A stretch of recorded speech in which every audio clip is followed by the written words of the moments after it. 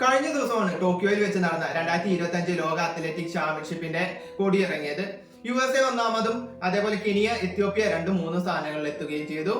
എന്നാൽ ഇന്ത്യക്ക് മെഡൽ നേടാൻ കഴിയാതെ പോയത് നിരാശാജനകമായ ഒരു കാഴ്ച കൂടിയായിരുന്നത്.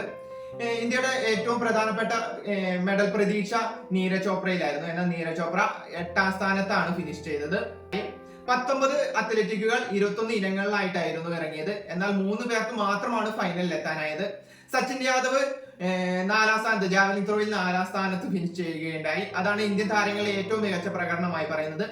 അതേപോലെ സർവേഷ് കുശാല് ഹൈജമ്പിൽ 6ാം സ്ഥാനത്ത് ഫിനിഷ് ചെയ്തു. ഒരു ഇന്ത്യൻ താരം ഹൈജമ്പിൽ ഫൈനലിലേക്ക് എത്തുന്നത് ഒരു ചരിത്ര നേട്ടം കൂടിയാണ്. ഇത് ആദ്യത്തെ ഒരു ഇന്ത്യക്കാരൻ എന്ന റെക്കോർഡ് തിരുത്തിക്കൊണ്ടാണ് സർവേഷ് കുശാല് ഇന്ത്യയിലേക്ക് തിരിച്ചെത്തുന്നത്. അതേപോലെ അവിനേഷ് കുജൂർ 200 മീറ്ററിൽ ഫൈനലിലേക്ക് എത്തുന്നതോടെ അത് മറ്റൊരു റെക്കോർഡാണ്. ഇന്ത്യയുടെ ഒരു പുരുഷ താരം 200 മീറ്റർ ഫൈനലിലേക്ക് എത്തുന്നത് ആദ്യമായിട്ടാണ്.